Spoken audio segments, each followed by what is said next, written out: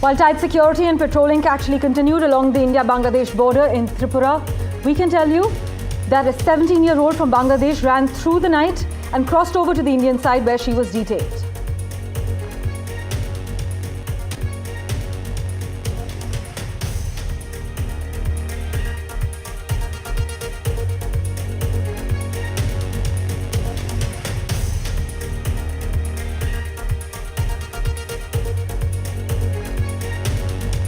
Trump's inauguration won't have Xi Jinping among the guests, as per reports. The US President-elect invited China Xi in a departure from protocol, but reports claim that China's leader isn't planning to accept.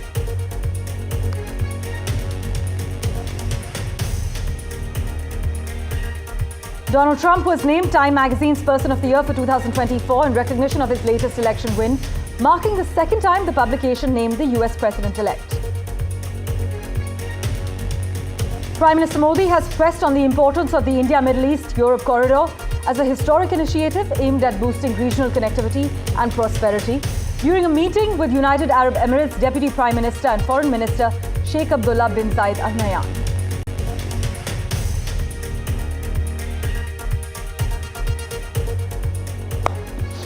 Well, our big focus. It's not every day that you become the world champion. It's definitely not every day that you become the youngest world champion in history. But Indian Grandmaster Gukesh became the youngest world chess champion at 18 years after beating title holder Liren of China in the 14th and last game of a roller coaster showdown that went right down to the wire. Gukesh secured the requisite 7.5 points as against 6.5 of Liren after winning the last classical time control game of the 14-game match that seemed headed for a draw for most part. But I must point out a fact. Before Gukesh, the succession line of world chess champions, which actually started way back in 1886 and has seen 17 men ascend to the throne, has never seen a teenager up until now. So as Amit Kamath put it from The Express, with Gukesh's coronation, the prophecies have come true. The Indian earthquake has just started. And with that, let's actually turn our attention to the neighborhood now and get you a quick update from Bangladesh, where a 17-year-old Hindu girl from Bangladesh ran through the night and crossed over to the Indian side where she was detained by border security officials and handed over to the West Bengal police. The reason we're told she had to run away was because she was an ISKCON devotee, and she said her family has been facing threats for being from the minority community for the past several weeks. But the situation got out of hand when fundamentalists in Bangladesh threatened to kidnap her and kill the rest of her family, as per her account. That is when she said she decided to run away from her country. Here are the details.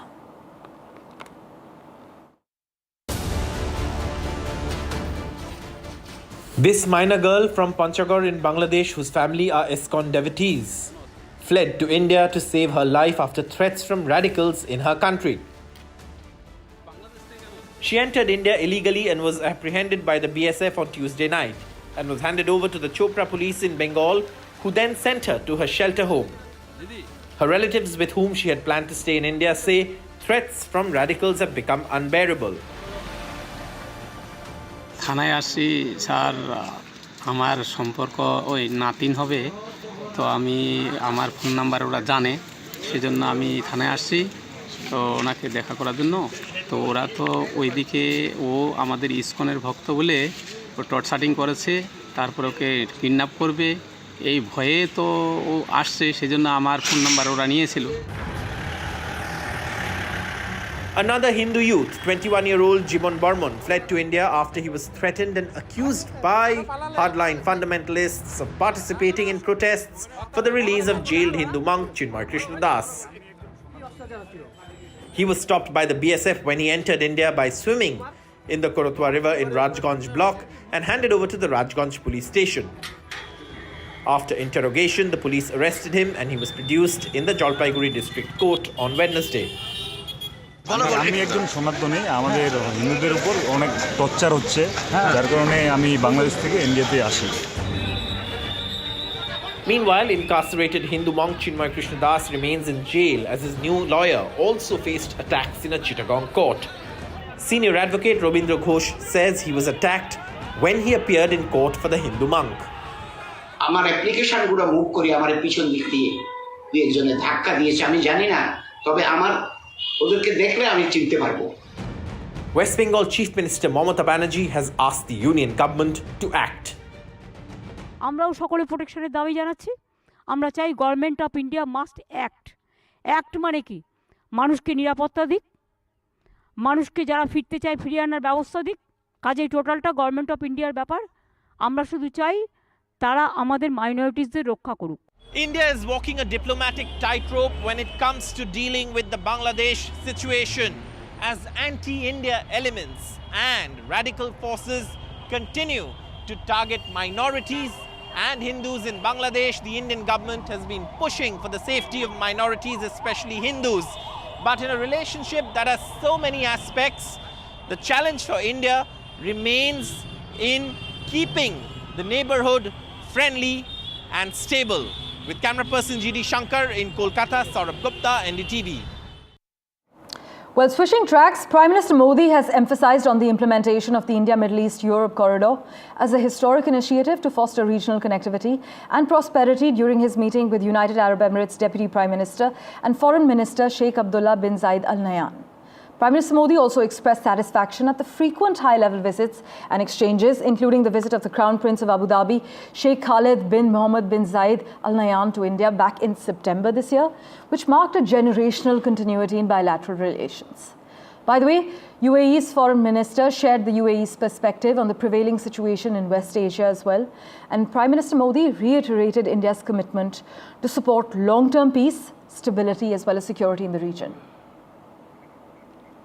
Let's turn our attention now to the United States.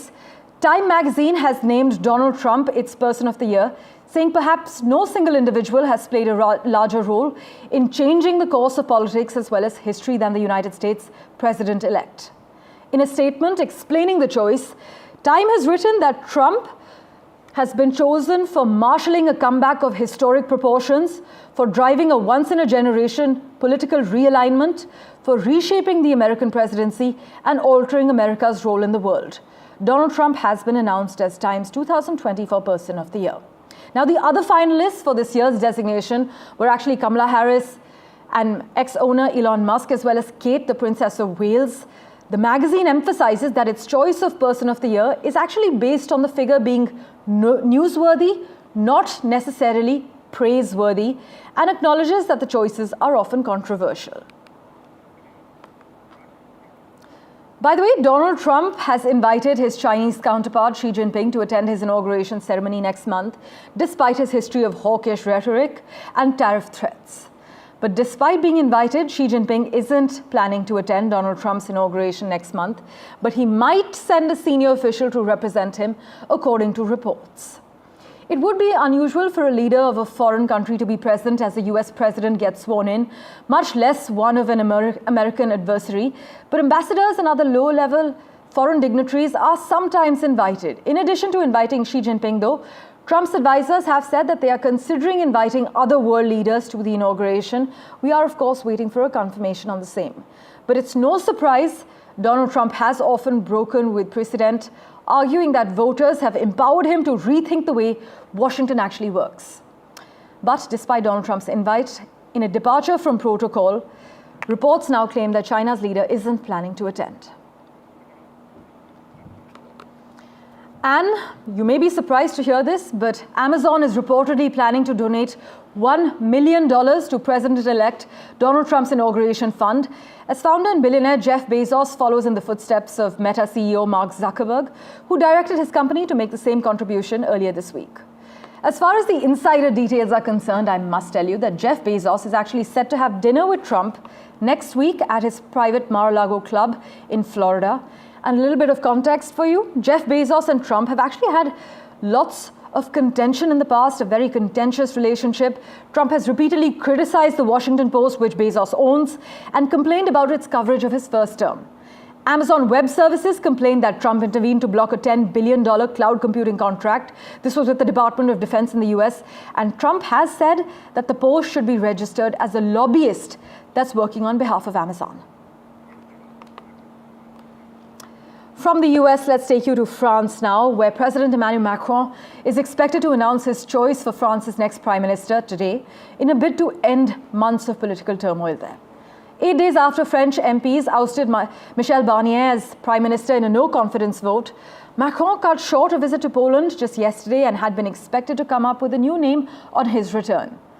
But as we have been covering, French politics has been deadlocked ever since Macron called snap parliamentary elections. This was during the summer. And when he does name a new Prime Minister, it will be his fourth this year.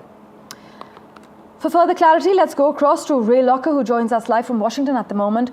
Ray, as we speak, some polls in France actually suggest that 61% of French voters are worried about the current political situation. But the French president's gamble on the far-right support, as we've seen, has so far failed. Would you argue that the route to stability lies now in the complete opposite direction? Yeah, I mean, I think you have to see some kind of candidate from the left to get some support from the center, enough to get critical mass, something close to a majority to counteract the right-wing movement that knocked out Barnier. France actually finds itself without a functioning government for the second time in 6 months, Ray. But beyond the blame game, though, what now? Can we see an end on the radar for France's political paralysis? Well, I'm not very optimistic about that happening anytime soon. I mean, you have basically a three-way split in the assembly between the center, the far left, and the far right, and neither side shows any indication of a real meaningful compromise. And meanwhile, France has a number of challenges. I mean, its budget deficit is out of whack, and they need to fix a lot of spending issues. And people don't want to do that. So I don't know where that leaves Macron, who is increasingly unpopular. Is he viewed as an increasingly unpopular leader even on the global stage, Ray? Well, I mean, in terms of how he deals with other world leaders, he seems to do fine. He seems to be popular with other leaders in Europe. His relationship with Trump is iffy. But inside the country, he's not doing well. Right, well, French politics has been deadlocked ever since Macron actually called the snap parliamentary elections during the summer. And when he does name a new prime minister, which is expected today, it will be his fourth this year. Ray Locker, as always, thanks so much for joining us with your quick comments. Thank you. With that, let's turn our attention now to the neighborhood, to Pakistan, where former Prime Minister Imran Khan and his wife Bushra Bibi have been indicted in a new corruption case. The case, which is the third graft reference against them, revolves around the purchase of an expensive Bulgari jewelry set at a throwaway price. This is what local media is reporting. And this development actually comes just a week after the Pakistan Tehreek-e-Insaf founder and other leaders of his party were charged in connection with an attack on the army's general headquarters in Rawalpindi during last year's May 9th protests. Although Mr. Khan was granted bail in the case by the Islamabad High Court last month, he is currently still in prison due to multiple charges which are dating back to his arrest on the 5th of August last year. And as always, news and updates continue right here on NDTV 24/7. We're slipping into a very short break, but don't go anywhere.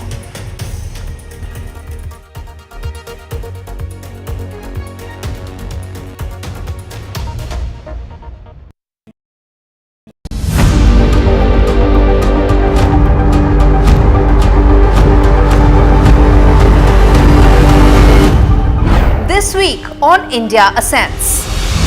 New Delhi's security calculus as the Arakan army takes over the 271-kilometer Myanmar-Bangladesh border. Why is Trump trolling Trudeau, and is it good news for New Delhi? As growth slows down, what are the priorities of the new RBI governor? What do flawed politics in Romania, Georgia and Belarus indicate about Europe's democracy? All this and more only on India Ascends with me, Gauri Dwivedi, at these timings on the NDTV network. I've been reporting on all issues big and small from Andhra Pradesh, Telangana, rest of South India, bringing you all the action, all that you need to know, all that you want to know. The energy of Maximum City is infectious. I bring in that energy in our news coverage from financial capital Mumbai. Covering from the southernmost part of India over the last 23 years, I bring in-depth and 360-degree coverage from the Dravidian heartland. The land of Mishti is also known for its bitter politics. I have seen much water flow under the Howrah Bridge, covering Bengal in all its vivid colors.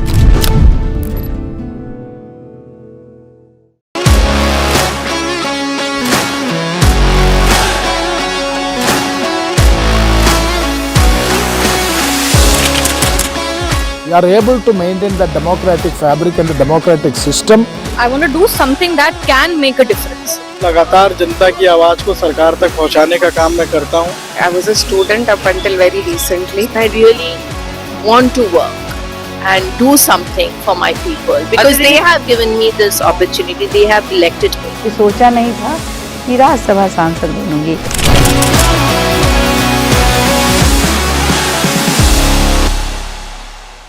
हमारा संविधान भारत की महान परंपरा अखंड धारा उस धारा की आधुनिक अभिव्यक्ति है. Finally, the opposition and government to square off over the constitution in parliament.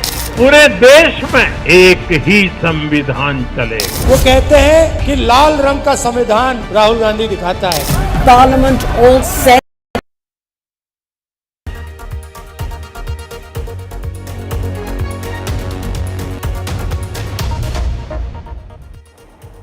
Let's get you a quick update as far as Syria is concerned. The UN chief has decried recent and extensive violations of Syria's sovereignty and territorial integrity as Israel continues to push into Syrian territory beyond the occupied Golan Heights.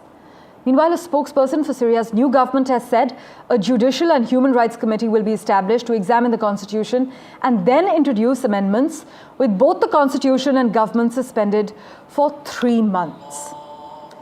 In addition, humanitarian groups continue to warn of the dire situation in the country, saying it is not ready to support hundreds of thousands of returning refugees. Meanwhile, US Secretary of State Antony Blinken is on an emergency tour after the overthrow of Syria's dictatorship in a new last-minute attempt to shape a Middle East legacy after a turbulent year, to say the least. The top US diplomat of President Joe Biden, who has little more than 1 month in office now, is set to press principles he has outlined for a new government, including that it be inclusive of Syria's diverse populations. Mr. Blinken first headed to Jordan, after which he's going to be in Turkey. But as far as Jordan is concerned, Syria is often considered an uneasy neighbor, even though it's a key US partner in the region. Then he heads to Turkey, the main supporter of the Islamist movement that toppled Bashar al-Assad's regime over the weekend. Blinken has stressed that the United States' support for an inclusive Syrian-led transition to an accountable and representative government needs to be followed, something that Matthew Miller has also reiterated.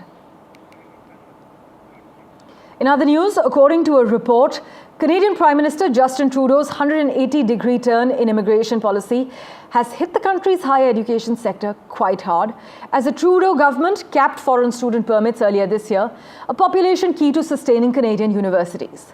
However, the once thriving industry is reeling from job losses, program suspensions and possible closures, especially at smaller institutions, as the government continues its crackdown on foreign students, temporary workers and even permanent resident targets to relieve its strained housing market, the job market, as well as public services. NDTV's Vishal Vivek has the entire lowdown for you. It is time to make the adjustments to stabilize the immigration system that we need and get it working right for Canadians for right now. Canada has clamped down heavily on immigration this year. Immigration. Let's talk about it.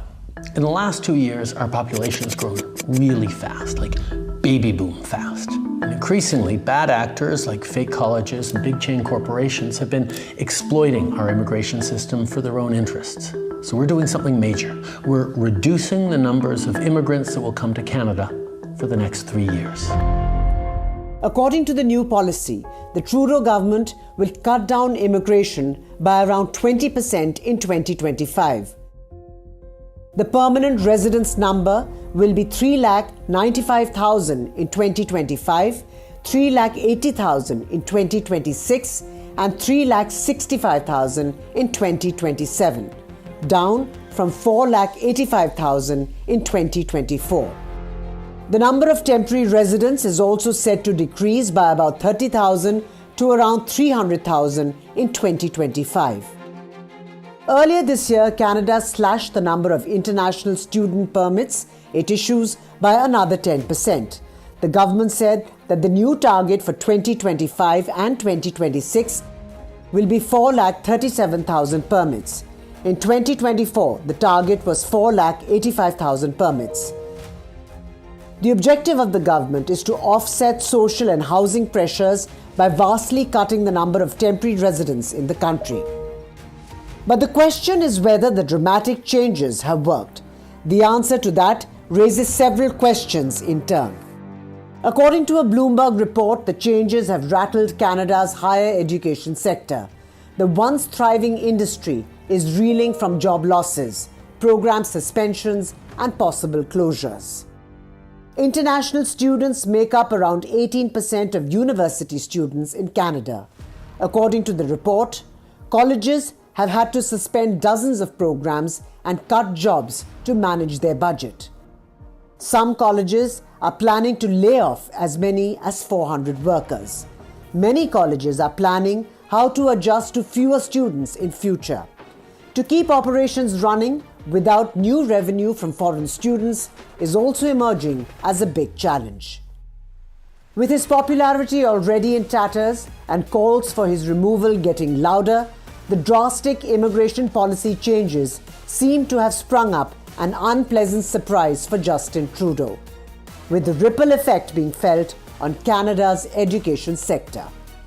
With Vishal Vivek, Bureau Report, NDTV World.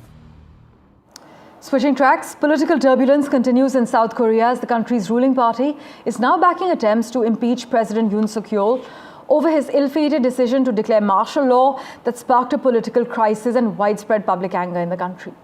The announcement came moments before Yoon delivered a defiant speech where he attempted to justify his hugely controversial martial law decision and rejected growing calls from across the political spectrum for him to stand down. Yoon Suk-yeol defended his martial law decree in what he called an act of governance and denied rebellion charges and rejected the opposition-led impeachment attempts and investigations against him. Meanwhile, from the US Now News, FBI Director Chris Wray will resign at the end of the Biden administration, clearing the way for Trump's pick, Kash Patel. Trump, who originally nominated Wray after firing the previous FBI director, announced he will nominate Kash Patel for the role, although Wray still had 3 years remaining on his 10-year term.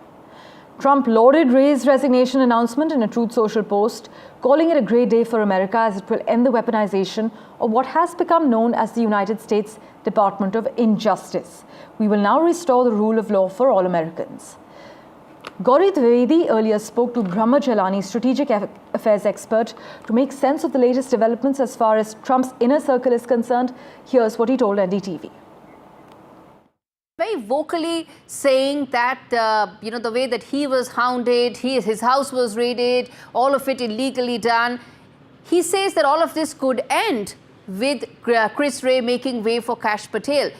If he is approved by the Senate, how much do you think Kash Patel could shake up the system as Trump wants it? We should not forget that this weaponization of the US justice system has also become an instrument of foreign policy for the deep state. The two indictments that relate to India, one in October against a former Indian intelligence officer, and then last month's indictment of Gautam Adani, both were politically driven indictments. They reveal that the Department of Justice not only has been weaponized against political opponents at home, but also is being used against specific overseas targets. So if Kash Patel becomes the FBI director, his task would be to overhaul the FBI and halt its politicization. The question is whether Trump will succeed in reining in the deep state, because Kash Patel is going to be working under Trump. And the FBI is only one of the pillars of the deep state. The other pillars of the deep state, including the 18 intelligence agencies, Tulsi Gabbard will be in charge of those agencies if she's confirmed by by the Senate. Yes. Then also, we have the State Department, which is also an important pillar of the deep state. In fact, in March 2020, Trump called the State Department the Deep State Department. So, today he has taken on all the pillars of the deep state. But the question is whether he'll succeed in reining in the deep state, or the deep state will succeed in reining in Trump, as it did in the first term of Trump. In the first term of Trump, the deep state placed Trump constantly on the defensive. Absolutely. It cooked up this Russia collusion hoax. Yes. There were two impeachment efforts against Trump. Yes. All that kept Trump busy, defending himself. Yes. And I'm sure that there'll be a repeat of some of those machinations in Trump's second term. So I think there should be no illusions that despite whatever he has promised, that he'll be able to do what he has promised to do. Thank you for investing your time in watching this edition of The World 24/7. As always, we'll keep tracking the latest updates for you. Do stay tuned.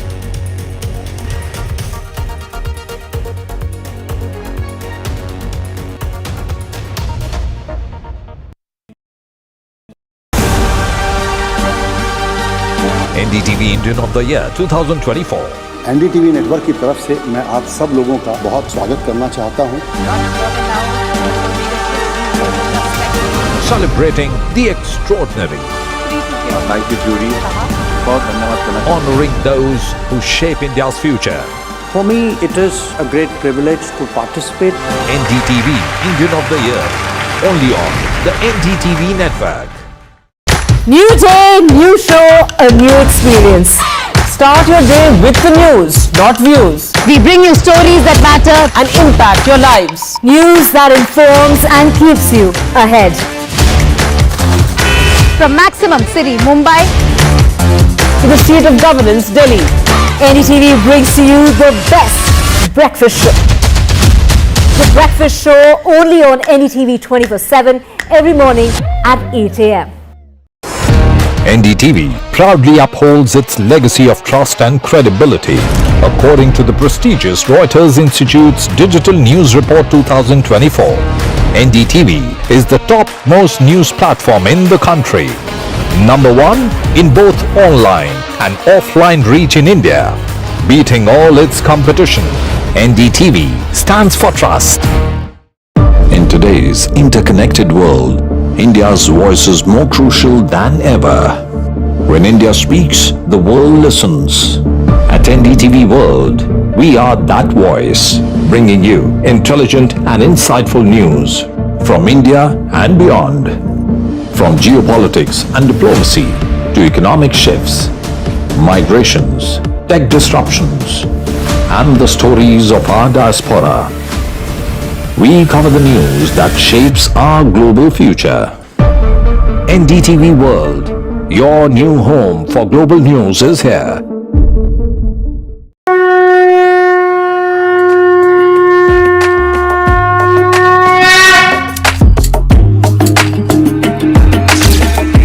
Mahakumbh, a festival of faith. The world's biggest spiritual festival. The divine dip at the spiritual Sangam. A sacred confluence of faith, culture and heritage. NDTV's mega coverage of the Mega Fest.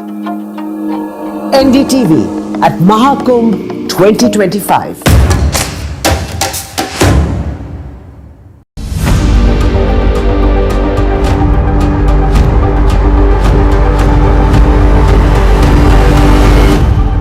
This week on India Ascends. New Delhi's security calculus as the Arakan army takes over the 271-kilometer Myanmar-Bangladesh border. Why is Trump trolling Trudeau, and is it good news for New Delhi? As growth slows down, what are the priorities of the new RBI governor? What do flawed politics in Romania, Georgia and Belarus indicate about Europe's democracy? All this and more only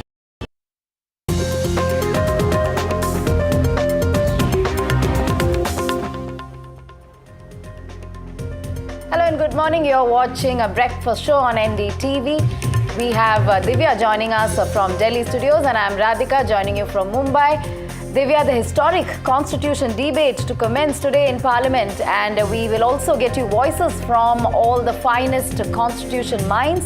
And from the world of sports, Gukesh, all of 18, is the new chess champion. Absolutely. So all eyes on that debate, which is going to carry on over 2 days, starting at about 12 o'clock in the afternoon today. And it's also marking the debut, as far as debate is concerned, for Priyanka Gandhi Vadra. That and a whole lot more. First, let's get you the headlines. The opposition and the government set for that constitution debate that will be taking place in the Parliament over the next 2 days. A debate that will start at 12 o'clock in the afternoon to mark 75 years of the constitution. It's Rajnath Singh who will initiate the debate, while for the opposition it will be Priyanka Gandhi Vadra who will be making her debut today.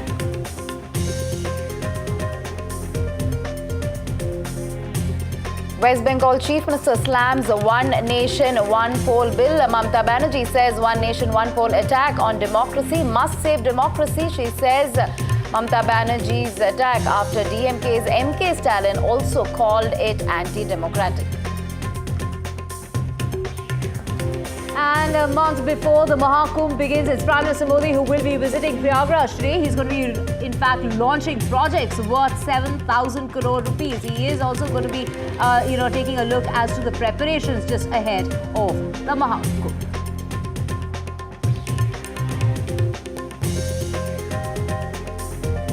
And on Maharashtra Cabinet Portfolio Division, Fadnavis Shinde meet lightly today in Mumbai, but an announcement expected by the three soon. Perhaps Devendra Fadnavis says the formula has almost been finalized. And let's get you the latest in regard to the handcuffed farmers' hospital visit that's triggered a controversy. Telangana's Chief Minister Revant Reddy, who has ordered an inquiry. Zomato to appeal against